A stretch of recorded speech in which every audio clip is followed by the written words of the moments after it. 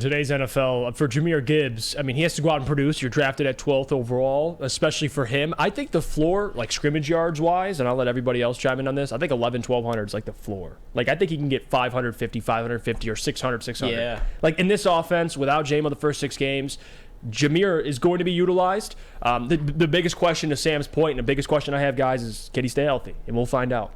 I mean, obviously with the running back, injury is always going to be a concern. But I think what Jahmyr Gibbs, how his impact is going to be felt the most is, especially like, for example, week 1, Kansas City, the Lions are going to be feeding David Montgomery because it's going to keep Patrick Mahomes. I don't have to go down that whole rant, but it's just going to help keep the Chiefs' offense off the field. Right. But now when you bring in Jahmyr Gibbs, it's such a change of pace. You're going from a bruiser to just flat-out speed. And especially with Jameson Williams being out, that is going to be so essential for this offense because those quick, like in the 2-minute drills before the half, if you need a field goal real quick, anything, Jahmyr Gibbs can be that third down back on every play. And even if you want to put David Montgomery in for pass protection, cool. Now put Jahmyr Gibbs in the slot. Put him in the slot and Amon-Ra St. Brown on the slot on the other side. It's going to open this offense up so much. And the fact of the matter is Jahmyr Gibbs could very easily be a breakout player, but I don't think this Lions offense is really dependent on it. And that's what's so nice about this pick is it's such a luxury where if David Montgomery or Jahmyr Gibbs goes down,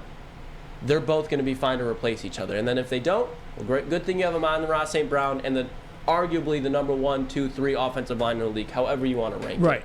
it. And Broder, I want to go to you on this, and I don't know if this is I don't even want to say this is a hot take, but I think this season, Jared Goff's safety blanket besides Amon-Ra is Jahmyr Gibbs. You might be right there. That's what I think. And I think in games where, to Lucas and Sam's point, like how much he's being utilized, obviously you want him to stay healthy. David Montgomery's going to get a lion's share of the carries. But like Lucas said, you can have them both on the field.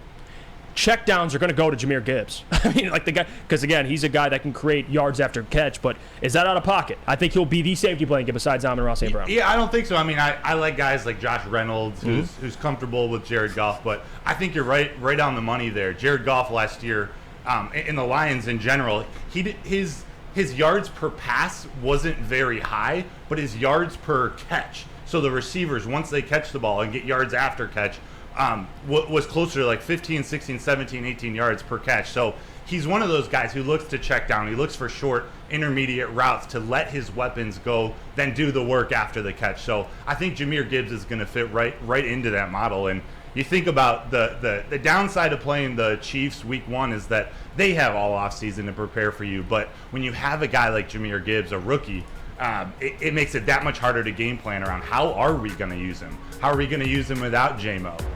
To be on this list, to be one of the breakout players, it makes sense. He's one of the few he's one of the few draft picks that's going to have an offense. He's going to be one of the primary options in an offense, so he's going to get usage. I think you're right. He could be one of those safety blankets.